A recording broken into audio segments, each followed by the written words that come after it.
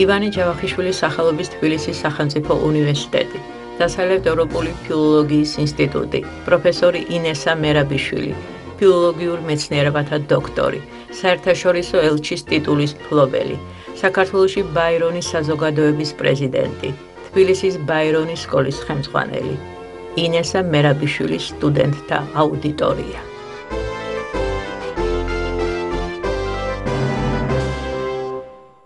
დღეს ჩვენი ლექციის თემა გავარკვიოთ ერთად თუ ვინ არის ავტორი შექსპირის თხზულებებისა.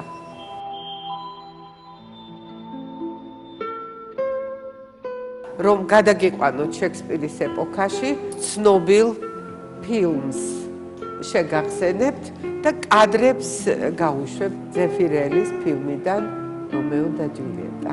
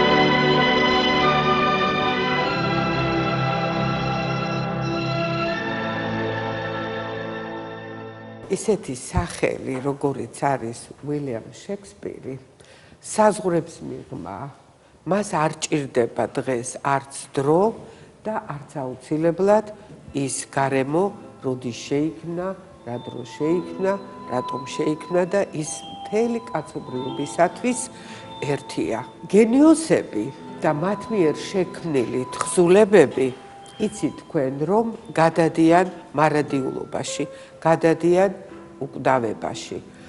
მაგრამ მიუხედავად ამისა, მოდი გავიაზროთ და დავფიქრდეთ ერთი წუთით. მე ასევე ვუბნები ხოლმე ჩემს სტუდენტებს, უკვდავი რომ გახდეს ადამიანი, ხომ უნდა განვლოს მხოლოდ ერთი ცხოვრება და ისიც მოკვდავის. შექსპირი საქართველოში განსაკუთრებით პოპულარულია. და ალბათ ქართველი დრამატურგი არ იქნება ისე ხშირად ქართულ სცენაზე, როგორც ბედიც ხვდა თავად შექსპირს. ის ისე ხშირად არის ქართულ სცენაზე.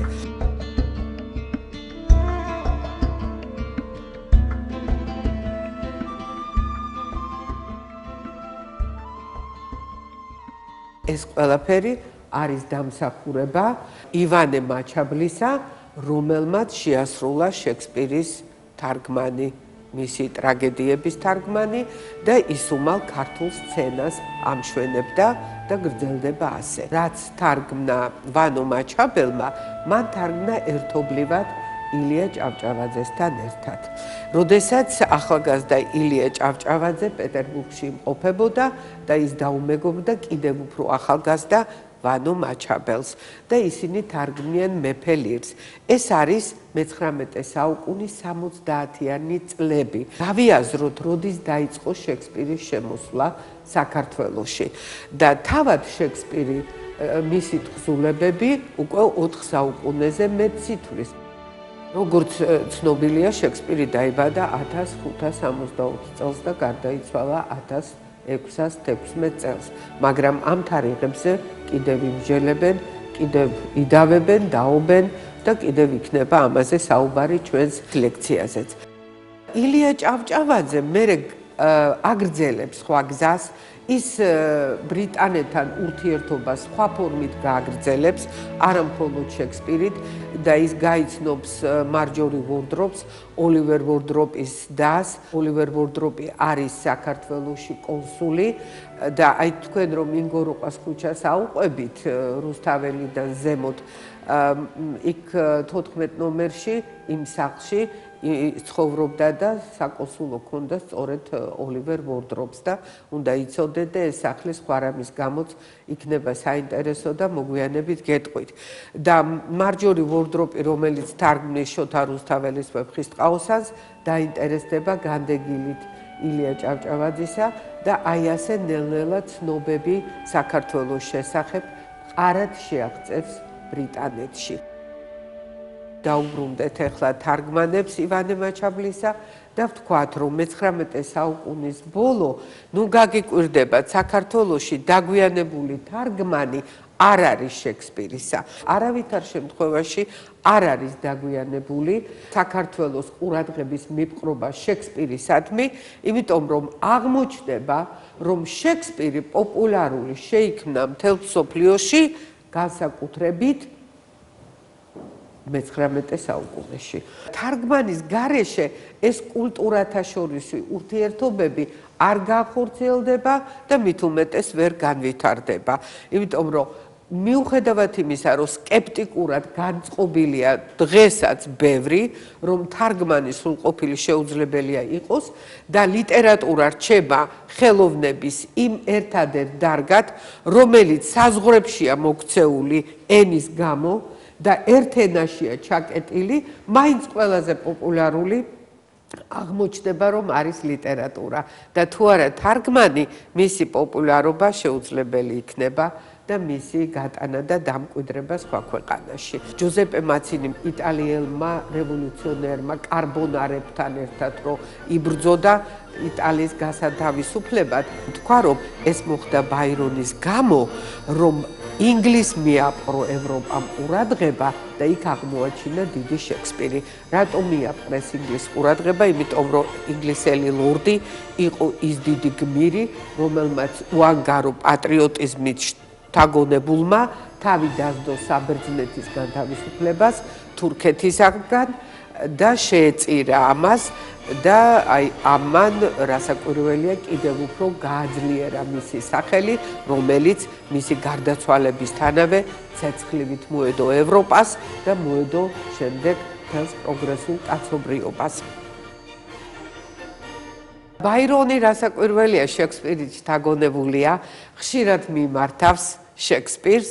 პირად ცხოვრებაში ეტყვიან მერი ჩავორს იქნებ შეირთო ცოლათო და ეს ორი მეზობელი ოჯახი სუღლით იყო განწყობილი ურთიერთ და ბაირონი ეტყვის განა შეიძლება კაპულეტიმ და მონტეგი მიქორწინონო, იმიტომ რომ თავის სწორედ მიაჩნდა რომ ის იყო რომეო და კაპულეტი ჯულიეტა მერი ჩავორსი მას არ გაყვებოდა და მართლაც ეს გულწრფელი სიყვარული არ გამოდგა იღბლიანი და რასაკვირველია ხშირად მიმართავს შექსპირის ციტატებს მოიყვანს ლექსში, რასაც მოგეხსენება თქვია რემინისცენცია.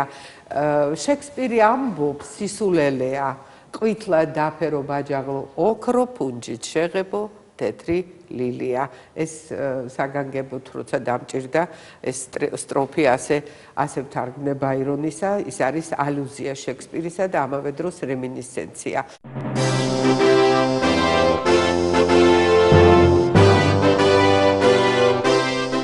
შექსპირი დაიბადა, როგორც ცნობები გვაწვდიან ამას და როგორც იცის კაცობრიობამ, ინგლისის შუა გულში, ულამაზეს ქალაქში, პატარა ქალაქ სტრეტფორდში, რომელიც მდინარე ავონზე მდებარეობს. Stratford upon Avon. და აი სტრეტფორდში დღეს დაცულია სახლი და გეტყვიან, რომ ეს არის სახლი, სადაც ცხოვრობდა შექსპირი და სადაც ცხოვრობდა Anne Hathaway, მისი მეუღლე. გეტყვით, რომ ტურისტებს ამას ყოველთვის არ ეტყვიან, მაგრამ ჩვენ ანგლისტებმა ეს კარგად ვიცით, რომ ეს სახლი ნამდვილად არც ერთი შექსპირის დროინდელი არ არის და არ ვიცი თუ როგორ გამოიყურებოდა ის.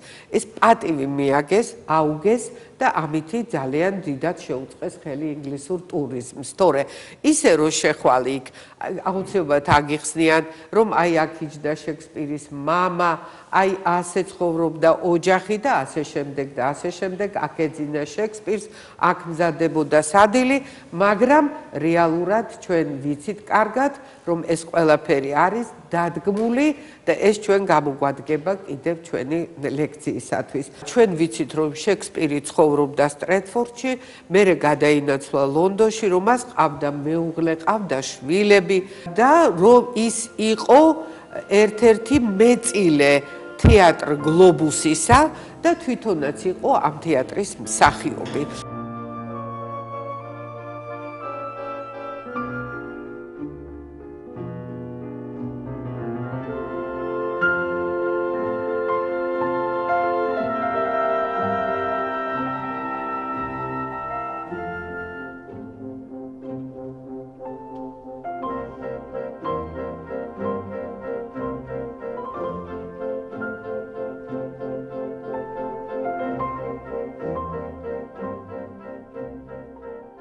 ლონდონის უნივერსიტეტის ბიბლიოთეკაში დაცულია ჩანაწერი, რომელიც გააკეთა ჯერ კიდევ 1785 წელს ვინმე კოუელმა გვარად ინგლისელმა, რომ შექსპირის ნაწარმოებების რეალური ავტორი არის სხვა და ეს არის ფრენსის ბეკონი. ამაზე დავა თუ ვინ არის შექსპირის თხზულებების ავტორი, დიდი ხანია გრძელდება. რომ შეიძლება კრისტოფერ მარლო იყოს ავტორი, იყო ამაზე მსჯელობა, რომ შეიძლება იყოს ოქსფორდ დე ვერე, გრაფი საუთჰემპტონი და ასე შემდეგ და ასე შემდეგ. და მათ შორის ყოველთვის მოიხსენიებოდა ფრენსის ბეკონი. და ხედავთ, რომ ეს არ ყოფილა უმიზეზოდ, რადგან ლონდონის უნივერსიტეტის ბიბლიოთეკაში ასეთი ცნობა დაცულია. ფრენსის ბეკონი იყო შექსპირის თანამედროვე და არის დიდი მეცნიერი ფილოსოფოსი და მაშინდელი ფილოსოფოსი, ფარავდა ცოდნას ყველა დარგში, ის იყო განსწავლული მეცნიერულ ცოდნაში იმ დროისათვის, რომელიც არსებობდა და ფრენსის ბეკონის ნაშრომები ამაზე კიდევ ერთხელ მეტყველებენ, არა მარტო თავად ფილოსოფიის დარგში, არამედ საბუნებისმეტყველო დარგშიც და ასე შემდეგ. თავად მიწერ-მოწერა, როდესაც იქნა შესწავლილი ბეკონისადმი, იქ აღმოაჩინეს ასეთი წერილი, რომელიც მას არქიეპისკოპმა ტობი მეტიუმ მიწერა მისმა თანამედროვემ და მეგობარმა. და აი რა წერია ეხლა ამ წერილში. ყველაზე მძლავრი და გასაოცარი გონება, რომლის შესახებაც ოდესმე მსმენია, ჩემს ქვეყანაში თუ ოკეანის მიღმა თქვენში მეგულება თქვენო უგანათლებულესობავ და ისიც სხვა სახელითაა ცნობილიო. ესე იგი, ბეკონის სიცოცხლეშივე და როგორ ჩანს, მოარული ხმები დადიოდა უკვე და მავანმა იცოდა, რომ ბეკონის სახელი კიდე სხვა სახელითა და გვარითაა ცნობილი.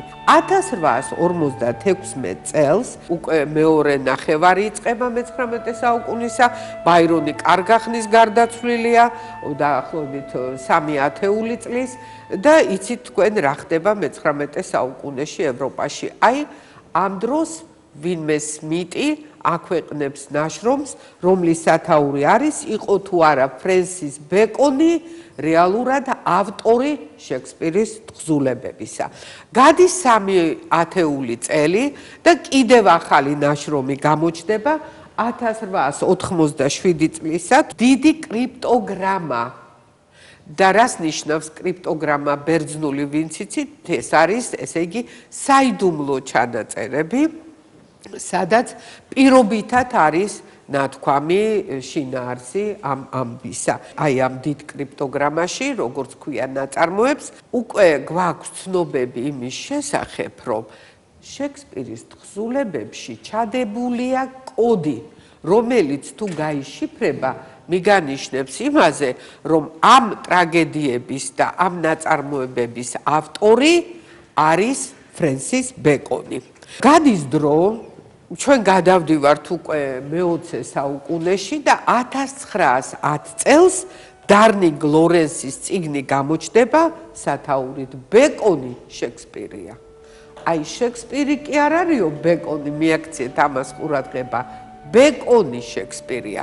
იმიტომ რომ ბეკონი იყო თავად დიდი მოვლენა, ძალიან ასე ვთქვათ, მასშტაბური თავისი ეპოქისთვის, როგორც არქიეპისკოპმა უთხრა, უფრო მძლავრი გონება არც აქ და არც ოკეანეს მიღმა არ მეგულებაო და ეს ბეკონი თავის ფილოსოფიურ ნაშრომებთან ერთად არის თურმე ავტორი ამ დიდებული პოეტური ქმნილებებისა, რომელიც შექსპირის სახელით არის ცნობილი. 1910 წელს გამოქვეყნებულ ლორენსის წიგნში შექსპირი ბეკონია უკვე ამ კოდზე უფრო ახდილად არის ლაპარაკი და ავტორი გვეუბნება, რომ ჩაიხედეთ შექსპირის პოპულარულ პიესაში სიყვარულის ამაო გარჯა, Love's Labour's Lost და აი ამ წიგნში თქვენ ტექსტში ერთ-ერთი პერსონაჟის უაზროდ ნათქვამ გრძელ სიტყვას შეხვდებით.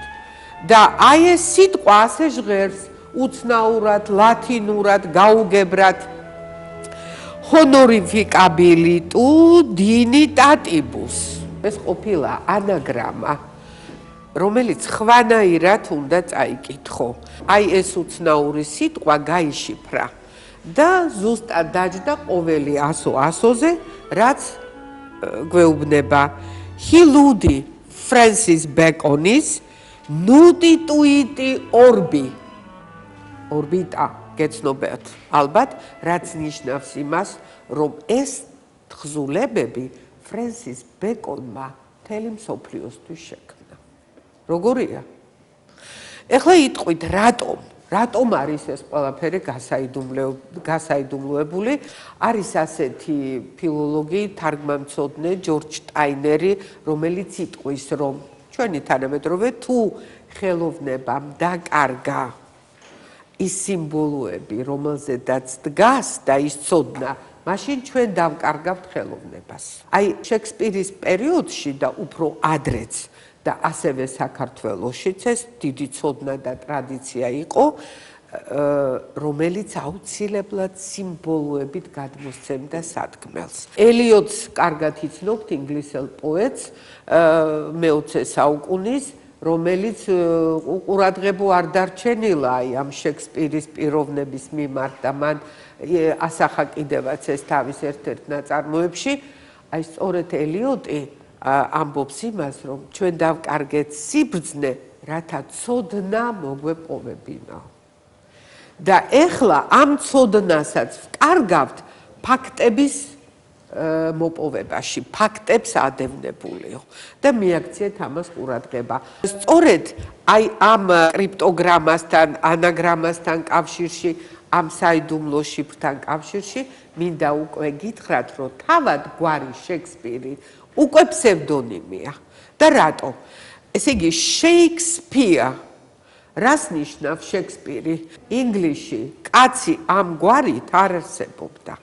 და ის მსახიობი, რომელიც იყო მეწილე გლობუსისა და გამოდიოდა გლობუსის სცენაზე, გვარად, ისევე როგორც მამამისი, იყო არა შექსპირი, არამედ შაქსპერი. შაქსპია, შაგ სულ სხვა ფუძია და ეს არის გარეული ტახის მაგვარი ცხოველი, რომელსაც ქართულად მაჩვი ქვია. და შექსპირი ნიშნავს მოიქნიე შუბი. და როგორ ჩანს, ვიღაცა სჭირდებოდა, რომ კაცს სახელად ვილიამი და მის გვერდით არსებულ ჯგუფს შუბი მოექნია.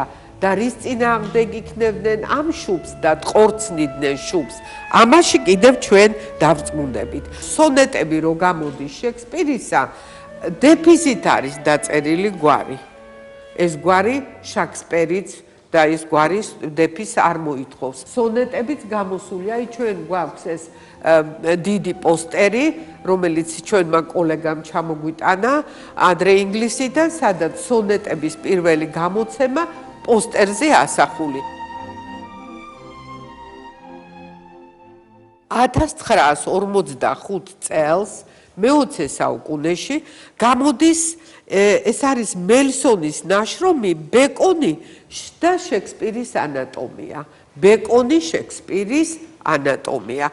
ეხლა ანატომია ბუნებრივია იმას გულისხმობს, რომ რაც მეტი გაქვს ცოდნა, მით უფრო რასაკვირველია, შიგნიდან სწავლობ ამ სამყაროს და სწავლობ ამ ავტორს. და რას გულისხმობს ეს ცოდნა ორი სიტყვით, რა შემიძლია გითხრათ, რომ ბეკონის შრომებში, რაც არის მიღწევები მეცნიერული, ასახულია წინდაწინ შექსპირის თხზულებებში.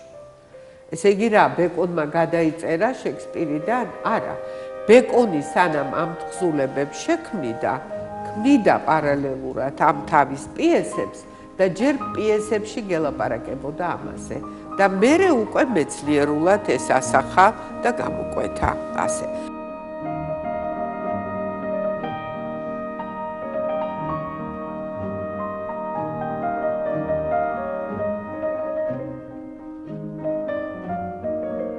შექსპირის არც ერთი თხზულების პატარა ნაგლეჯიც გადარჩენილი არ არის. ჩვენ არ გვაქვს ხელნაწერი მისი არც ერთი თხზულებიდან. აბსოლუტურად. როგორ წერდა შექსპირი, კაცობრიობამ არ იცის. მე ახლა ყველა მასალა არ წამომიღია და იმ მაქვს დავუშვათ სახლში ძვირფასი ტყავის ბლოკნოტი, რომელიც მაჩუქეს, რომელზედაც ხელმოწერებია შექსპირისა. მაგრამ ჩვენ ვიცით, ვინც იკვლევს ამ საკითხს, რომ ეს ხელმოწერები 6 ვარიანტით არის დაცული სანოტარო გზებით ინგლისის არქივებში. აღმოაჩინეს, რომ ეს ხელმოწერა არც ერთი არ ემთხვევა მეორეს. ჩვენ არ მოგვეპოვება ცოდნა, რომ შექსპირი ნამდვილად დადიოდა სკოლაში.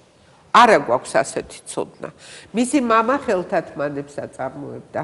მისი შვილი კი დადიოდა სკოლაში, სუზანა, და მან იცოდა წერა-კითხვა და ითვლებოდა, რომ განათლებული ასული ბრძანდებოდა. თავად შექსპირის შესახებ ჩვენ ასეთი ცოდნა არ გვაქვს. როგორია ის პიროვნება, ვინც იყურება შექსპირის თხზულებებიდან? შექსპირის თხზულებებიდან იყურება პიროვნება, რომელიც არის უგანათლებულესი ადამიანი. მოდი თქვენ ლინგვისტები ხართ, ენას სწავლობთ და დავიწყოთ იმითი, რომ ამ თხზულებების ავტორმა იცის უამრავი უცხო ენა. პოლიგლოტი ესე იგი. არის ძალიან დიდი მოაზროვნე ფილოსოფოსი. ეხლა პოეტი როა და დრამატურგი ამაზე აღარ ვლაპარაკობთ.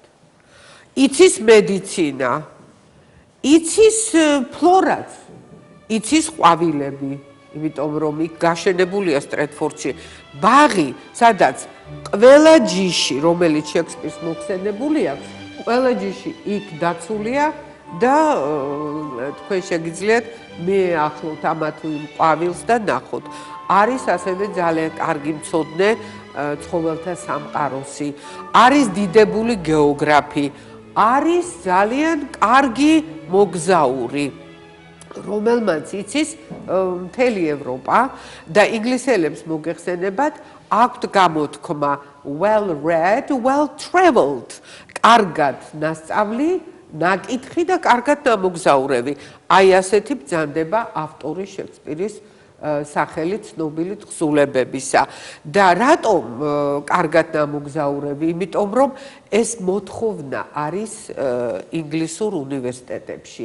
თქვენ იცით, რომ ძალიან ბევრს მოგზაურობენ უფროსი ასაკის ადამიანები, ხო, რომ ხედავთ ტურისტებს აქაც ჩამოდიან, მაგრამ ინგლისი მოგზაურობას იწყებს ძალიან ადრე.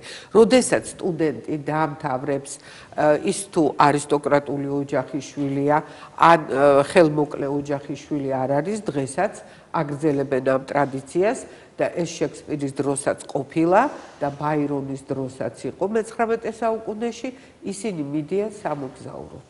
ის ცოდნა, რაც თეორიულად უნივერსიტეტში შეიძინეს, უნდა გაამყარონ პრაქტიკულად რომ ნახონ სამყარო. ბეკონი კემბრიჯის უნივერსიტეტის სტუდენტი ბრძანდებოდა და ისიც უნდა ვთქვათ, რომ შექსპირის თხზულებებიდან ჩანს, რომ მათი ავტორი ძალიან კარგად არის გარკვეული საუნივერსიტეტო ყველა საქმეში, მშვენივრად იცის უნივერსიტეტის ცხოვრება და კიდევ უფრო მეტიც ფლობს მაშინდელ სლენგს კემბრიჯის უნივერსიტეტისა.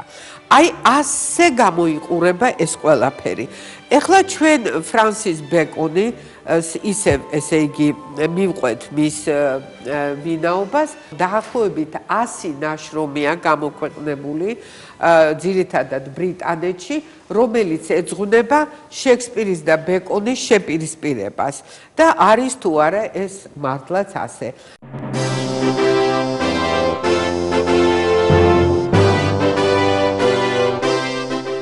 დაახლოებით 8 წლის წინ, 7-8 წლის წინ ორი საინტერესო წიგნი გამოიცა, რომელიც მე დღეს თქვენთან მოვიტანე და აი ეს წიგნები მაძლევენ საშუალებას გესაუბროთ და შევეცადოთ დაგარწმუნოთ, რომ ბეკონი მართლაც არის ავტორი ამ წიგნების. აი ეს 500 გვერდიანი წიგნი The Shakespeare Enigma ეს გამოდის 2004 წელს შექსპირის ენიგმა, შექსპირზე როგორც ენიგმაზე გვესაუბრება პიტერ დოკინსი.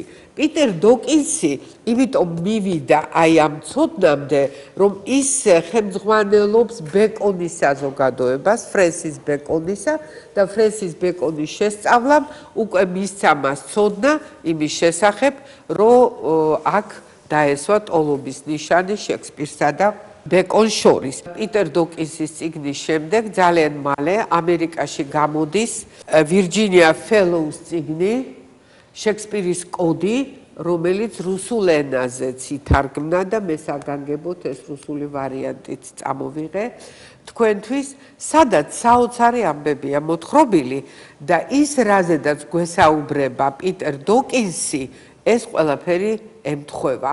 ოღონდ კუთხე კვლევისა და შესწავლის არის სხვადასხვა. პიტერ დოკინსი ძირითადად სიმბოლოებით გვამცნობს ამას და გაშიფრავს ამ სიმბოლოებს და ვირჯინია ფელოუსი, ამერიკელი ქალბატონი, მწერალი ამ შემთხვევაში, რომელიც დაინტერესდა ამ საკითხით, უკვე სულ სხვა რამეს გვთავაზობს და აი აქედან დავიწყებ საუბარს, რას გვთავაზობს. მე-19 საუკუნის დაახლოებით 70-იან წლებში დეტროიტში, ქალაქში იყო თურმე ექიმი ორველ ოუენი, რომელიც ძალიან გასწავლული და განათლებული პიროვნება ბრძანდებოდა, თავისი ეტლით მიბრძანდებოდა პაციენტთან და აი ამ დროს, რომელიც მას გზაზე ჭირდებოდა, უთმობდა შექსპირის კითხვას. და აი ამ კითხვის დროს და შექსპირისადმი განსაკუთრებული ყურადღების აღმოჩენის პროცესში მან დიდი აღმოჩენა გააკეთა. მან მიაქცია ყურადღება იმას, რომ შექსპირის გმირები ზოგჯერ რაღაცა უაზრო წინადადებით შემოდიან. და ეს არაფერთან კავშირში არ არის. ან იწყება თავი პიესისა და ისე იწყება, რომ ეს კავშირში არ არის არ წინასთან, არ შემდგომთან. მიდის ეს ექიმი იმ დასკვნამდე, რომ ეს წინადადებები ჩვენ გვამცნობენ, რომ რაღაცა კოდია აქ ჩადებული. ვირჯინია ფელოუსმა გამოიყენა ის მანქანა, რომელიც ამ ექიმის დაკვირვების მიხედვით იყო შექმნილი. შექმნეს აი ესეთი ვებერთელა მანქანა, სადაც შეტანილია კოდი, რომელმაც უნდა გახსნას ეს ინფორმაცია. და ნუ დაგავიწყდებათ ისიც, რომ ფრენსის ბეკონი ავტორია მორზეს ამბანისა. გასაგებია? და რატო ხდება ამდენი დამთხვევა? იმიტომ რომ სწორედ ფრენსის ბეკონს ხელთა აქვს დიდი ცოდნა კოდის შექმნისა და დაშიფვრისა ნაწარმოების. და ეხლა უკვე მეცნიერები მუშაობენ ამის გაშიფრაზე. და აღმოჩნდება, რომ მის ნაწარმოებებში ფრენსის ბეკონი შექსპირის სახელით ცნობილ ნაწარმოებებში თელს ცხოვრების ამბავს გვიყვება, რაც მას თავს გადახდა. მივა ჩვენი მომავალში თარგმანის საქმე იქამდე, რომ ეს შიფრიც იქნებ ითარგმნოს. უაღრესად საინტერესო საკითხი თავად შექსპირის ცხოვრების გახსნისა. აქვე იმასაც გეტყვით, რომ ელიოტმა თქო მე ვახსენე, აი ელიოტმა თავის ნაწარმოებში ახსენა ამბავი და ახლა გეტყვით რომელი ამბავი. აქ მოთხრობილი ამბავი პიტერ დოკინსთან, ასევე ვირჯინია ფელოუსთან, რომ ბეკონი არ ყოფილა იმ ოჯახის ნამდვილი შვილი, სადაც გაიზარდა. ფრენსის ბეკონი გაიზარდა ინგლისის სამეფო კარის ბეჭდის მცველის ოჯახში. ამ ოჯახს კიდე ყავდა ერთი ვაჟი, ენტონი ბეკონი, რომელიც ნამდვილად აი ამ წყვილის ბიოლოგიური შვილი ყოფილა. მაგრამ რეალური მშობელი ბეკონისა, ესე იგი ფრენსის ბეკონისა, არის ძალიან მაღალი წარმოშობის რობერტ დადლი, რომელიც არის გარტერის მეფე ცნობილი და ამ ორდენის კავალერი და მისი დედა არის არც მეტი, არც ნაკლები ინგლისის დედოფალი ელისაბედ პირველი.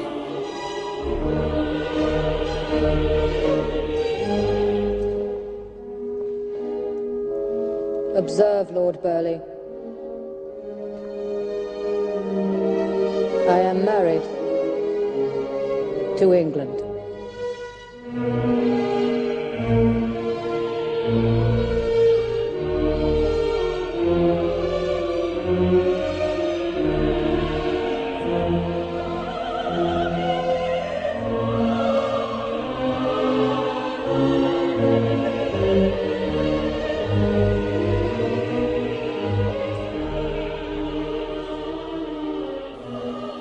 ელისაბედ პირველი ცნობილია იმითი, რომ მან თავისი ცხოვრება ისე განვლო, რომ არ გათხოვდა და ის ამბობდა შემდეგს, მე დაქორწინებული ვარ ინგლისზე. I am married to England. და ელისაბედ პირველმა ვაჟი გააშვილა და მისცა ამ ოჯახს აღსაზრდელად. და ეს ოჯახი ამ საიდუმლოს ინახავდა. მაგრამ კიდევ ვიცით ამ ორი წიგნიდან ისიც, რომ ელისაბედ პირველმა თავი ვერ შეიკავა და 15 წლის ფრენსის უამბო ეს ამბავი თავად უთხრა. რამაც ბუნებრივია თავისი გავლენა იქონია ახალგაზრდაზე, რომელსაც თურმე ჰქონდა სურვილი, ის ოდესმე ტახტს მიიღებდა. დედოფალს არ უფიქრია მისთვის ტახტის გადაცემა. ელისაბედ პირველმა ფრენსის ბეკონს, რომელიც იყო მისი რეალური შვილი და იმ ვაჟსაც, ენტონი ბეკონს, რომელიც იზრდებოდა მისი ვაჟის გვერდით, შეძლო და მისცა ძალიან დიდი განათლება. ისინი კონტინენტზე გააგზავნეს განათლების მისაღებად და ფლობდნენ დაახლოებით 8 ენას. აი ეს დიდი ცოდნა ბეკონს როგორც ჩანს აძლევს იმის საშუალებას, რომ თავისი ინტელექტი ისეთ მწვერვალზე აიყვანოს, რომ იყოს პირველი ფილოსოფოსი ქვეყნისა და დღეს უკვე როგორც ამაზე დაობენ და ჩვენ კიდე ამაში ვწმუნდები და მეც გარწმუნებ თქვენ, შექმნას ისეთი ნაწარმოებები, როგორიც არის დაუშვათ შექსპირის თხზულებები. ბეკონი მონარქი ვერ გახდა, მაგრამ დამერწმუნებით, რომ შექსპირის სახელი, რაც მან შექმნა შექსპირის თხზულებების სახით, ბევრად უფრო მნიშვნელოვანია, ვიდრე რომელიმე მონარქის, რასაკვირველია, ტახტრევანი და მისი მონარქის, ესე იგი, გვირგვინი. ენტონი ასევე იყო პოეტური ნიჭით დაჯილდოვებული თურმე, მისი ძმა. დღეს უკვე გვამცნობენ იმასაც, რომ ავტორი შექსპირის სონეტებისა არის არა ფრენსის ბეკონი, არამედ ენტონი ბეკონი. ელისაბედ პირველი ზრუნავს ინტელექტუალურ ზრდაზე თავისი ქვეყნისა და ქმნის კლუბს, რომლის სათავეში იქ აღმოჩნდება ფრენსის ბეკონი და კლუბს რა ჰქვია? კლუბს ჰქვია Spear Shakers. Shakespeare ხო ვიცით? მოიქნიეთ შუბი და ის კლუბი არის შუბის მომქნევთა კლუბი. Spear Shakers. ესე იგი გადაადგილებული ეს ორი სიტყვა, მე წეგან გითხარით რომ ამას გეტყვით და რატომ? იმიტომ რომ უმეცრებას ის ცოდნით ამარცხებს და ზდის ინგლისის განათლებას. ცოდნა ძალაო თუ გაგიგიათ ასეთი გამოთქმა, ვისი ნათქვამია? ფრენსის ბეკონი.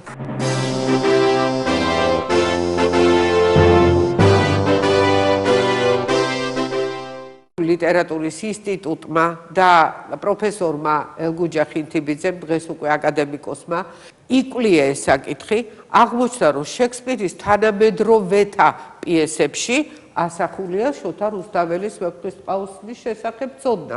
და ეს არის რა? ეს არის ფლეჩერის და ბომონტის პიესა, მეფე და არა მეფე და ფელისტერი კიდევ. სადაც სტანის და ტარიელის ამბავი აღმოჩნდება, რომ აი პირდაპირ არის გადაღებული და გადატანილი ფლეჩერის პიესაში მეფე და არა მეფე. კვლევა რომ გაგრძელდა, აღმოჩნდა, რომ თავად შექსპირის ციმბელინიც გაჟღენთილია სწორედ ამ ისტორიით. სიუჟეტი არის გადატანილი შექსპირთან თუ უბრალოდ რუსთაველის მსოფლმხედველობა არის წარმოსახული? მე ხელთ მაქვს ახლა ინგლისური ვარიანტი, რომელიც ბრიტანეთმა გამოსცა ბატონი ელგუჯას გამოკვლევა რუსთაველი და ვეფხისტყაოსანი ევროპულ ლიტერატურაში, სადაც აღწერილია, როგორ შევიდა ის ინგლისურ დრამატურგიაში. სიუჟეტზეა ლაპარაკი. ბოლო რიდინგი, ასე ვთქვათ, ბოლო რედაქცია წაკითხვა მე შევასრულე ამ წიგნისა და ეს აღნიშნულია კიდევაც. ძირითადად არის სიუჟეტზე ლაპარაკი. მე არ მგონია, რომ მეფე და არა მეფეს შეეძლოს ავიდეს სოფხედველობამდე, მიუხედავად იმისა, რომ ეს არის საქართველო მე-12 საუკუნე და ის კიდევ ბევრს მისცემს სამყაროს. მეფე და არა მეფეში არის იბერია მოხსენებული. და აი ამ იბერიის მიღმა დგას ვეფხისტყაოსანი და დგას შოთა რუსთაველი და დგას ეს სიუჟეტი. შემთხვევით არაფერი არ ხდება. შექსპირის სონეტები ჩანაწერიც ასევე დაიკარგა. გამოაქვეყნა ეს ყველაფერი ენტონის გარდაცვალების შემდეგ ფრენსის ბეკონმა და ყველა მიცოდა, რომ ის იყო ავტორი სონეტებისა, მაგრამ გამოქვეყნდა არა ანტონის სახელით, ანუ ენტონი ბეკონის სახელით, არამედ გამოქვეყნდა შექსპირის სახელით და სრულად სონეტები 154 სონეტს დაითვლიან. გამოთქმულია აზრი, სულ რომ არაფერი დაეწერა შექსპირს, არც ერთი კომედია, არც ერთი ტრაგედია, ანუ არც ერთი პიესა, ის სონეტებით მაინც შედგებოდა როგორც ძალიან დიდი პოეტი. იმიტომ რომ სონეტებში არის ძალიან დიდი ძალა მოქცეული და აქ არის მწვერვალი პოეზიისა. აქ ლაპარაკია აუცილებლად ორ პოეტზე, რომელზედაც აი აქ ცალკე თავიც კი გესაუბრებათ ორი პოეტი და ეს ორი პოეტი არის თავად ბეკონი, ფრენსის ბეკონი და მისი ძმა ენტონი ბეკონი. ეხლა აი ამ ორი პოეტის შესახებ ცოდნა მოცემულია 93 სონეტში. There lives more life in one of your fair eyes than both of your poets can in praise devise. ესე იგი, შენს თვალშიო, ერთ თვალშიო მეტი მშვენიერება, მეტი ძალა, მეტი სიცოცხლეა, ვიდრე ორივე პოეტს შეგვიძლია ჩვენ ესო. მრავალი ნიშანია, მრავალი ქარაგმა შექსპირის ირგვლივ, რომელიც ამაზე მეტყველებს, მაგრამ მე მინდა მის საფლავზე, ვითომ მის საფლავზე, ჩვენ არ ვიცით, იქ დაკრძალულია თუ არა შექსპირი, იმიტომ რომ იქ ისეთი სიტყვები აქვს საფლავს ამოტვიფრული, რომელიც ანდერძის თანახმად არის, რომ არასოდეს არავინ ხელი არ უნდა ახლოს და არ უნდა გათხაროს ეს საფლავი, თქვენ იცით ეს სიტყვები და იქ ძეგლი დგას შექსპირისა. აი ამ ძეგლს მინდა მიაპყროთ ყურადღება და ნახოთ. აი აქ შექსპირს საყრდენად მაგიდა კი არ აქვს. მუთაკა უდევს. როდის იყო მუთაკაზე რამე იწერებოდა. და უდევს თეთრი ქაღალდი, რომელიც არის აბსოლუტურად თეთრი, რაც მიგანიშნებს იმაზე, რომ ამ კაცს არც არაფრის დაწერა არ შეეძლო, იმიტომ რომ მუთაკა ედოქვეშ და არც არაფერი დაუწერია, იმიტომ რომ ფურცელი უკაცრავად დატოვა სუფთა, დატოვა ფურცელი. მაგრამ ამას ებრძვის ინდუსტრია. ის მეცნიერები, ვინც უკვე შექსპირზე თავისი აზრი გამოთქვეს, აღარ ხალისობენ იმაში, რომ გადამოწმონ თავისი გამოთქმული აზრი და მე შემხვედრია არაერთი შექსპიროლოგი, რომელსაც არც უნდა ამის შესახებ რამე ითქვას, ან გაგონებაც არ უნდა ამისი, ან არ იცის, ან ვითომ არ იცის. უკვე აღარ ჩანს ღირებულად ვინმეს ნათქვამი, რა მნიშვნელობა აქვს შექსპირი ვინ იყო თუ არა ის განათლებული, იყო თუ არა მცოდნე, რამდენი რამე იყურება შექსპირის ტრიქონებიდან და რამდენი რამე უნდა იცოდე, როდესაც ის შემოგაგშენს ქვეყანაში და განსაკუთრებით თარგმნი მას. აი ეს შექსპირის ინდუსტრია დღეს მე თქვენს წინაშე ესეც კი გავშალე, ხო? შექსპირის შირმა ყველა ნაწარმოებები, აი შექსპირის მარაო, რომელიც ესე იგი სტუდენტს აძლევს საშუალებას ყოველ ნაწარმოებზე კიდე ინფორმაცია მიიღოს და აი ასე მშვენივრად წარმოადგინოს შექსპირის ეპოქის საკადრისად თავი. იცით, აი ქარაგმებით გელაპარაკება. აი ეს მაგალითად არის შექსპირის ბუმბულიანი კალამი, რომლითაც ვითომ წერდა შექსპირი. მეც დღეს შევეცადე შექსპირის შესაფერისად მოვსულიყავი თქვენთან და ელისაბედის დროინდელი სამეფო ბეჭედი გავიკეთე. ეს არის ასე ვთქვათ რეპლიკა და ეს ბროშიც სამეფო ბროშია, რომელსაც ესე იგი ინგლისის ოჯახი, ინგლისელი მონარქის ოჯახი სათუთად უფრთხილდება და ნემას აძლევს, რომ ასეთი რეპლიკები გამოსცენ და აწარმოონ, მაგრამ ეს ყველაფერი კარგად მითითებულია იქ, მაგრამ მოვიტანე კიდევ ისეთი ორი სუვენირი, რომელსაც არასოდეს არაფერი არ აწერია, მაგრამ თუ გაქვს ცოდნა ამის შესახებ, შენ მიხვდები. აი ორი შექსპირის შესაბამისად ინგლისში გამოვიდა თავშალი, სადაც შარფი უბრალოდ, სადაც ერთი კი არა, ორი იდენტური შექსპირია. ნახეთ? და აი ამ თავშალს თუ გაიკეთებ სიმბოლურად, მე როდესაც შექსპირზე ვკითხულობ ხოლმე მოხსენებას, ვცდილობ, რომ თუ ეს საკითხი მაქვს გასაშუქებელი, მე ბოლოს აუხსნა იქ, რომ ორი შექსპირი იმიტომ არის გამოსახული. ეს არის ჩვეულებრივი ფინჯანი, აქ თქვენ შეგიძლიათ ყავა და ჩაი აქედან მიირთვათ, სადაც შექსპირია გამოხატული და სცენები შექსპირის პიესებიდან. ნახეთ, და წერია უილიამ შექსპირი, აგერ აქ და შეხედავთ ამას და აი აქვე შექსპირის სახლის თავზე არის ერთი პორტრეტი კიდევ მამაკაცის და გვერდით დევ სამელნე, სადაც ორი ასეთი ბუმბულია, ორი ბუმბულიანი კალამი. რაზე მიგანიშნებთ ეს? ესე იგი, თუ არ იცი იკონოგრაფია ფრენსის ბეკონის, ვერაფერს მიხვდები. ოღონდ თუ იცი იკონოგრაფია ფრენსის ბეკონის, მიხვდები, რომ ფრენსის ბეკონით და არაფერი არ წერია აქ, არავითარი მინიშნება არ არის. სამელნეში ორი კალამი დევს, იმიტომ რომ ორი კალმოსანი და ორი მეკალმე, ასე ვთქვათ, როგორც უძახდნენ ინგლისელები, აი ეს ორი პოეტი. აი ასე მინდა მე დღეს დავასრულო ამ ორი პოეტით, ამ სუვენირებით, თუ იცი რას ნიშნავს ეს და ფინჯანს უფრთხილდები, თუ არა და იყიდი ამას და მიირთმევ ყავას და ჩაის და შეიძლება მთელი ცხოვრება ისე განვლო, რომ არ იცოდე, რომ შენს ხელთ სიმბოლოებით ახსავსე სუვენირია. და სიმბოლურად მე მინდა დავასრულო დღევანდელი ჩვენი შეხვედრა საკმაოდ ცნობილი 66-ე სონეტი შექსპირისა Tired with all this for restful death I cry.